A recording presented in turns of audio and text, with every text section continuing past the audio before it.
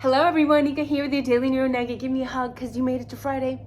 You deserve it. And yes, I'm looking like Martha Stewart because I'm getting ready to clean the house. Now today we are back at it because yesterday, guys, I briefly touched on that very long 319 page memorandum. It's long. So if I miss something, don't be mean. Don't break my little heart. Just let me know other things that you may want covered of that document. Now, today, I'm going to cover other juicy bits that were in there. I definitely am going to be talking about Bryan Edelman, the social psychologist, the one that did all of the surveys. He's mentioned in this document, and so is Chief Fry. And personally, I think that this document alone could impact the outcome of the trial. That's why I always like to skim through all of the documents for you guys. That way you guys don't have to. Now, before we get started, I actually was skimming through the comments today and somebody said you need to try marigold tea, and I was very lucky. Interesting how the universe works. Today my favorite researcher shows up in my laboratory, just came back from a trip overseas that brought me a whole kilo of marigold. So here we are with this beautiful color of the marigold tea. It looks like liquid honey and it smells like honeysuckle, which brings me back to my childhood. I used to pick the little flowers off the trees and eat them, right? We all did that, right? No? Maybe that was just me. I don't know. I also ate crayons, so I don't know. Now, the smell of this, again, very florally, very honeysuckly, but the taste it's citrusy. There's some orange notes in there and it's peppery. So it's kind of a hit or miss tea, and of course, depends on your palate. So let's try this. I love it. I love it. I don't know if this tea is good for anything. If you're the person that recommended this tea to me, please leave down in the comment section, what is this tea good for? Or is it just for taste? That's cool too. That's cool too. This is not medical advice. I'm not a doctor. Talk to your doctor. Never do anything that I do. Now, let's get started. Now, this declaration of Bryan Edelman, the social psychologist, okay, first of all, we know that this guy is highly educated. He has, I believe, a couple of master's degrees and a PhD. He has done research with public defenders, district attorneys, court services, the judiciary, and even other institutions. So he knows what he's doing, and he's been doing it for a very long time. Now, he goes on to say that there's a lot of bias, and it makes Kohberger look like the evil guy who unalived 4 people willingly and that he plotted to do it. And Ann Taylor was very intelligent because she linked up all of the newspapers that were biased, all of the phrases that were biased within this memorandum. That's part of the reason why it is 300 plus pages long. So I think Ann Taylor was very intelligent. Not only that, but she went on to highlight all the biased phrases that could affect the trial. And that's what she's trying to do. That way, she can show the judge, look, these are biased statements. These are hurting our jury and the perception that they have of Bryan, so we should move the trial. Now, I thought it was also very intelligent of Ann Taylor to mention Fry in there, because a lot of people who believe that Kohberger was not involved in the IDAHO4 have very specific views on Chief Fry, right? Now, she goes on to basically say, and I am summarizing, that Chief Fry was being overly dramatic during the press conferences, all of them basically, and that he instilled panic and fear within the community. She again mentions that there were over 444 articles, and that's a conservative estimation from local newspapers. So I tried to pull up the local newspapers that were talking about the IDAHO4. I got like triple that. So she's being very conservative, and that's just, again, these numbers are coming from Latah County, from Moscow. So yeah, that's such a tiny drop in the bucket of local newspapers. But the fact that she pointed out Fry being overly dramatic in these press conferences and instilling panic and fear within his people, that doesn't make him look good either, right? Now, she also goes on to talk about this psychic internet sleuth who falsely accused a university professor, right? Because we know that, again, when this case went viral. People from all over the internet, including true crime people on YouTube and psychic internet sleuths, just ran wild with the story. People are still running wild with stories, a lot of conspiracy theories, but that is also affecting how people perceive Bryan Kohberger. Now, she goes on to say that the way Chief Fry acted, how he made Moscow feel like first there was no danger to the community soon after the crime took place. And then after it was, the unaliver is still on the loose. And that, of course, led to trust issues within the community, because now they're feeling like, well, can we even trust anything that is coming from investigators, that is coming from the FBI, that is coming from Moscow PD?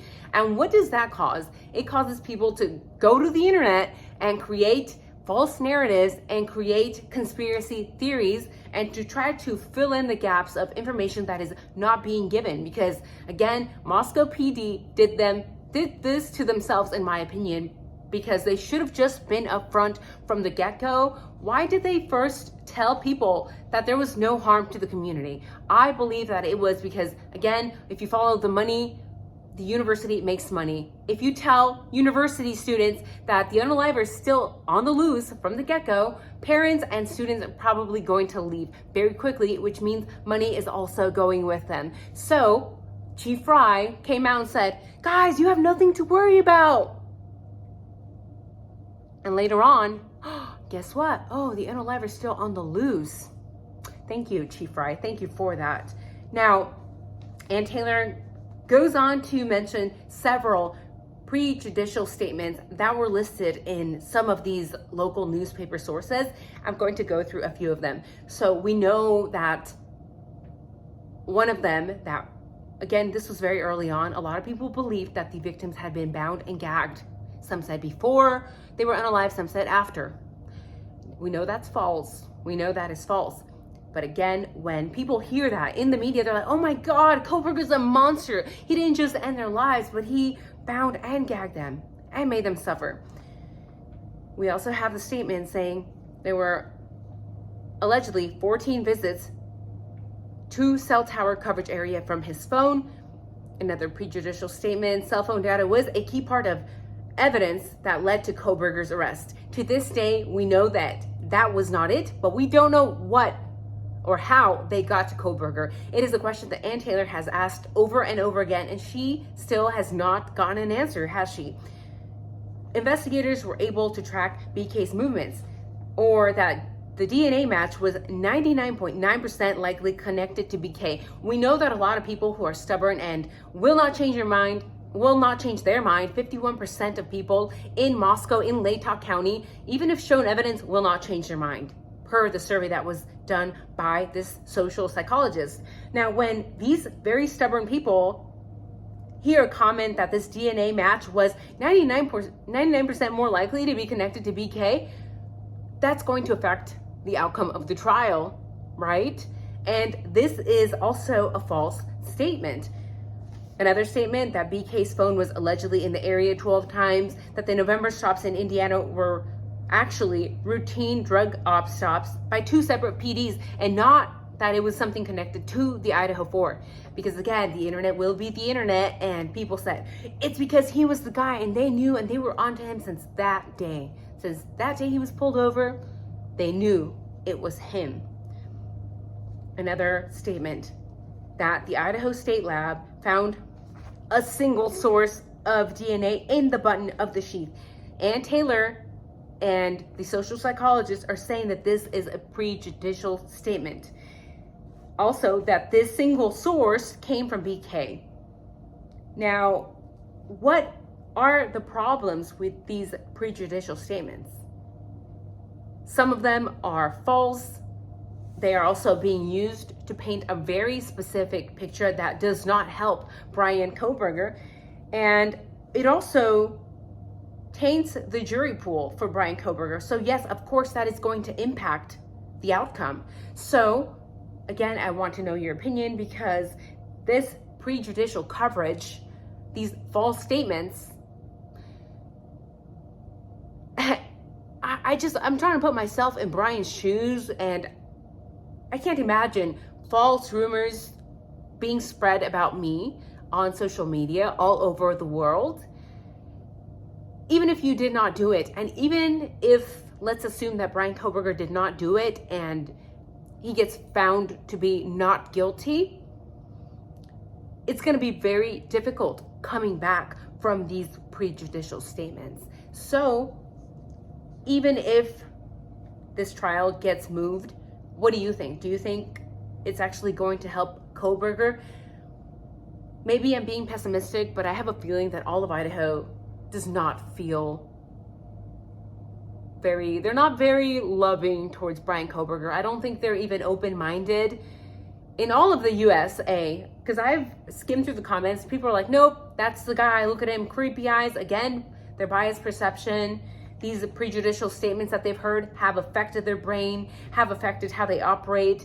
They've become so emotionally attached to the case that, again, 51% of the people in Latah County, even if they were shown actual evidence that BK did not do it, they themselves said that they would not change their mind. So talk about closed-minded individuals. Do you think that that is an Idaho problem? Do you think that is an American problem? Or do you think that is a worldwide problem? I don't know. I try to be open-minded, and even if BK is found guilty, I will be open-minded. Show me the evidence. Show us the evidence. So please leave a like, leave a comment, make sure that you are still subscribed. We know that YouTube likes to unsubscribe you guys for some reason. And I hope you guys have an amazing weekend. Some of you have stalked me on Instagram. If you have stalked me on Instagram and you want me to add you, feel free to send me a message so that I know how you found me, and share some pictures. I like sharing. I like meeting you guys on there as well, but I want to make sure that you're just not trolling, because we know there's a lot of trolls. So have a good weekend, guys. See you soon.